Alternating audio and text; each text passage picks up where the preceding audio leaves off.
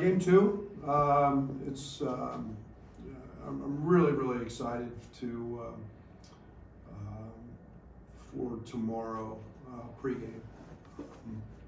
It's unique that when we came here, I guess I'm in year 8 now, the idea of raising banners, cutting down nets, and handing out rings was the goal, was the dream, and we dream really big in this program.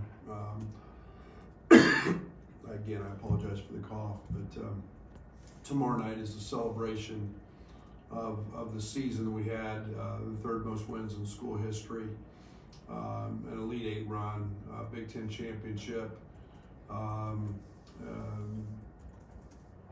to celebrate that team and all the great things that our fans, our coaches, our staff got to enjoy about watching that team play.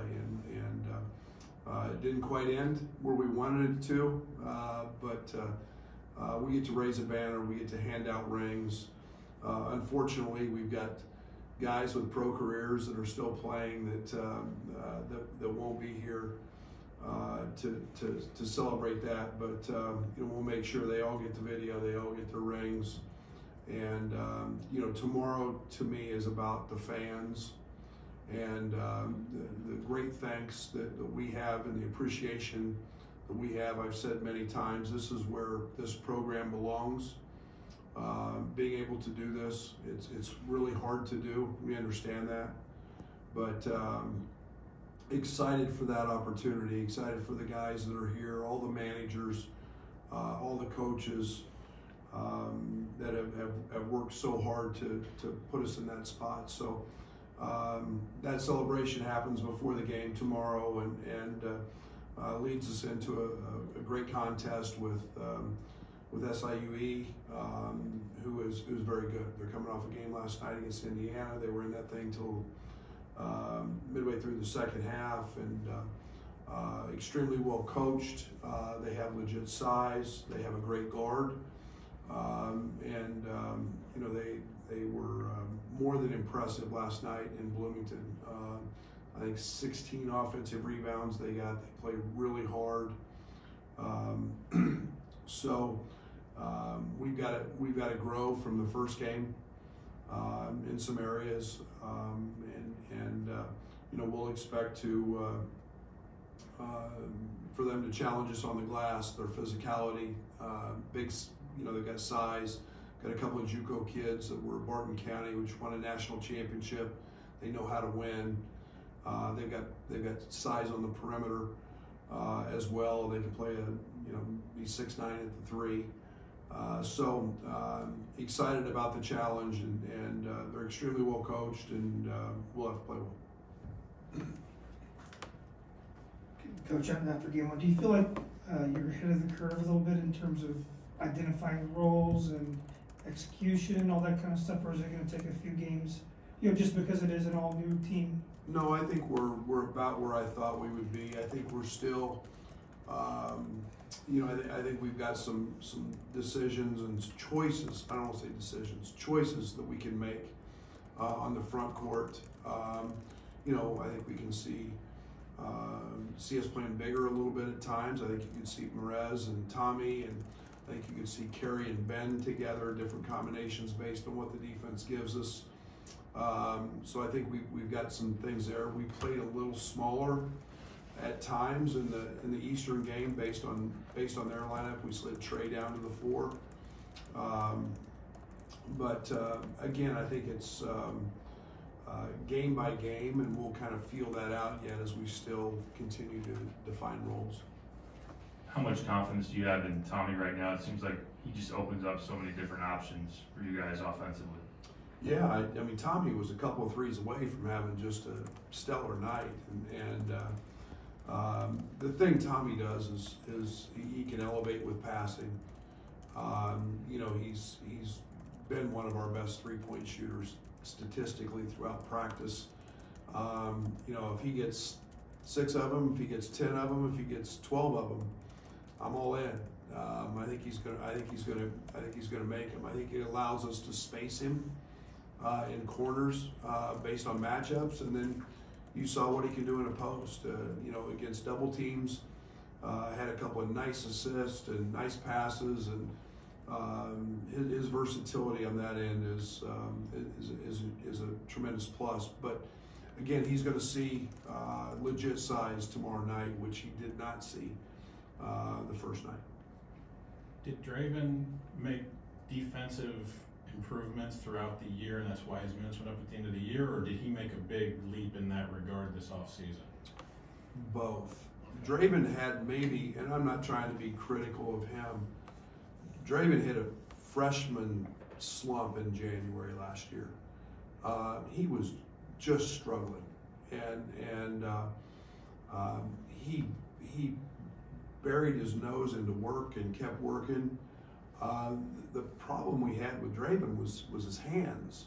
He was reaching, he was in foul trouble on a team that didn't foul very much.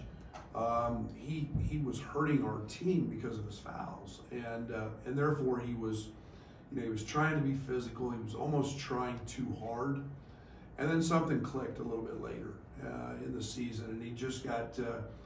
I think he started to believe in the weight room, that he could chest people and not have to reach, and then he's continued that, and he's very strong. He's anticipating better. He understands coverages better.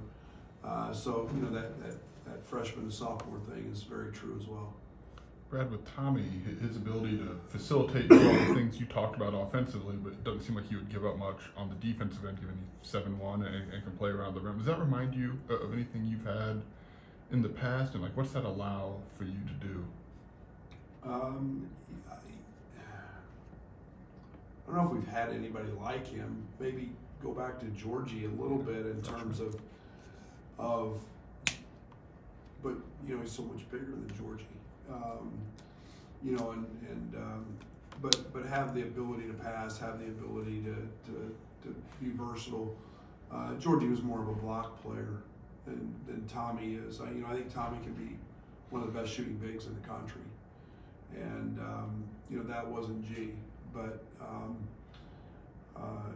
we truly haven't had one. Then Kofi was the wall. Kofi was just massive and did things differently. But that's why we're playing a little bit the way we're playing, and the 5 out, it opens things up, and he gives us a nice luxury to play in the pocket and post ups and pick and pops. He's got the whole game. You mentioned front court options. To have maybe two very distinct bigs and Tommy and Merez, what does that may allow you to do? They definitely have different strengths. Yeah, whatever the game needs, whatever the game calls for, we can get to it a little bit. And I think we'll eventually be able to play both of those guys together some. I thought Merez was terrific on the defensive end. Just his activity, his ability to spring off the floor, and a lot of those are what we call late contests. They went and blocked. And when you can put, when you can challenge people at the rim like he does, it's different than Tommy, because Tommy's more vertical, just in terms of his body. Excuse me, guys. You got a tickle going. It's good. But they're different, but it gives us a nice diverse package there. Coach, you had 20 minutes for Will Riley in the first game. I don't know if you can make much of that because of the the score, but is that about right for him, or do you want him out there on the court a little bit more? No, I'd like to see him on the court a lot. I think it's defining roles. I think we get tremendous productivity, obviously, from him. He's efficient. I think that again, as the game goes, the games move up in caliber, so to speak. I think we'll see increased opportunities for him. But I thought he was efficient, and I thought Draven was efficient. You big nights from both those guys off the bench. That's what we strive for here, is to continue to find productivity at that level off the bench, and I think we got that. As with Merez, again, did 6 blocks. Did you anticipate him being as much of an eraser at the rim that he was, or was that? No, we know he can really jump, and but I think it was great timing. I think it was the a little bit them. Maybe not having a true post-up guy that he had to be occupied with, so to speak. That'll be a little bit maybe different look tomorrow night. But the way we play, and in our drop coverage, and those options are going to be there. And he's just he's a bouncy kid and a great timing. Brad, that shot chart philosophically we know is what you want, but when things start to ramp up, how repeatable do you think that can realistically be? I don't know why it should be any different. Sure. I hope it's that way. I hope, I thought we missed 9 open threes that we should have taken, and we didn't. We drove it, and we don't want to do that. I think we can be a really, really good shooting team. I think those opportunities are there. I was disappointed in our offensive rebounding in the second half.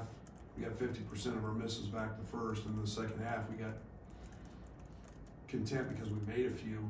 Thought we were going to keep making them, and we can't do that. We can't relax. We've got to be the best offensive rebounding team off of a 3-point attempt in the country, and we work on it daily. So, and then we got guys who can get in the paint. The coverage determines a little bit of what those things look like. Drops, Eastern trapped, and hard hedge. KJ just took what he gave and got the ball out of his hands. But we'll see every game. But I'd hope it's pretty close. Coach Tommy mentioned maybe he was more of a traditional pick and roll guy the last few years. Had you guys already seen in his game that he could be more versatile, and then was he excited when you asked him to start doing more of the passing and the shooting? Yeah, I think that was one of the things that we were able to really dive into and film in the recruiting process, was his ability to shoot it. And he was 2 or 3 attempts a game, but his ability to step out and shoot it was highly efficient. And we were like, we just need to tap into this. And again, it's coverage based. Tommy has the ability to do whatever the defense gives him, and the other night there were a lot of pops and a lot of opportunities, and yet when he rolls, he's 7-1 at the rim, so you better be able to protect against that and those lobs, because he's a better athlete than vertically than most people think. Coach, most of your guys aren't coming back from last season for the ring ceremony, but how nice was it to see Max Williams today? Oh, anybody who's been a part of our family is always welcome back here. I think it's what makes Illinois great. Is you start going through an email list of former players, managers, coaches, and it's thousands, and you start looking at how many of those guys come back, and throughout the course of a season, and how many of them wear their old Letterman's jackets, and how many of them send emails or phone calls or text messages. That's what truly makes Illinois special. There's not many of those programs out there, and even though guys are doing their deal right now and advancing, and to get a guy like Max, who was a walk-on, and we scholarshiped the second semester, and to see him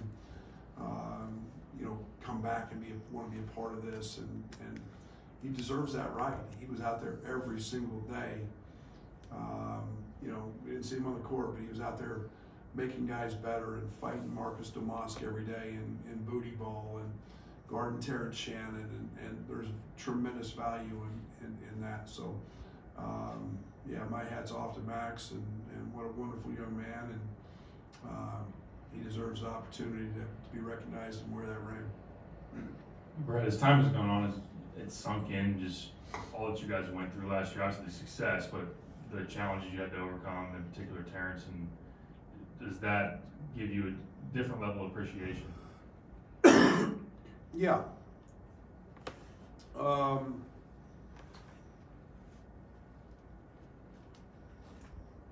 The maturity of that group was really special. The quality of the person was really special. There was genuine excitement, care when somebody else did something good. And it didn't matter if it was Marcus getting his one night or Coleman getting his or whoever it was, there was excitement for that, and that permeated through that locker room. And you go a man down in Terrence's situation, and they didn't blink. And I mean, in terms of doubting that they had the ability to rise to the next deal. Now, you don't lose a first-team All-American. You don't lose arguably the best season in Illinois basketball history numerically. You don't replace that with one guy, but as a collective group, they fought and competed. And you know, if I have a disappointment, we were 1 weekend short, because I do think we were a Final Four team that just had a bad day against the best team in the country.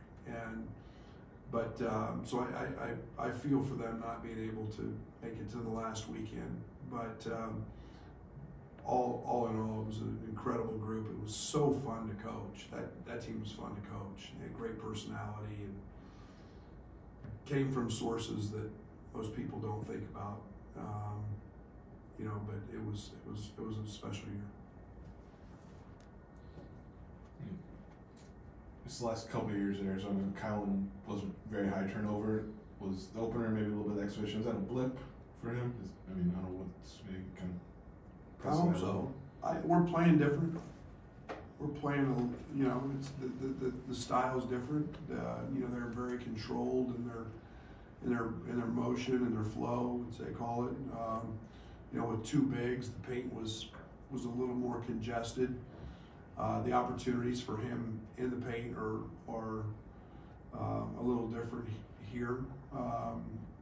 So, you know, I think he's adjusting to the style. I think it's a, you know, blip on the screen. He fumbled a couple.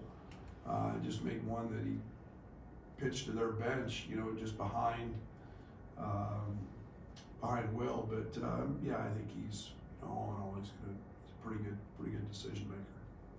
Coach, with the challenging non-conference schedule that you're playing, is there a sense of urgency in these early season games to iron things out and maybe try to get to mid-season form and get things clicking before you face some of those tougher teams? No, it's got to be step by step. You can't force things because of the schedule. The one thing I understand is process. I don't think there's any shortcuts to winning. I don't think there's any shortcuts to building something that's sustainable. You know, there's no need to try to trick something off that you can't sustain. We've got to keep building our foundation, laying our base, developing the right habits, understanding what winning plays are, understanding the plays that don't allow you to win, and keep rebounding, not turning the ball over, setting great screens, all the little details, and we'll keep hammering those. We're going to have to do those whether it's Alabama, Arkansas, Oakland, SIUE, or anybody in our league. And you know, I think this team, as they continue to find themselves, will continue to grow, because I think confidence happens with sustainability and with growth. So the last one here from Darryl. Will the squirt gun be out there during the ceremony, and have you retired that one for that specific year, or is it going to be the same maybe going forward? I don't know if my family and I'll have one of my daughters here. I don't know if they could stand to see me with my shirt off again. The squirt gun itself, in a pregame deal, may not be the right look. But I can tell you, I will have my shirt on, and I will have no squirt gun. The Super Soaker is safe though, so we're just looking for the more improved and high-powered one, you know, for when the time is right. Thanks, guys.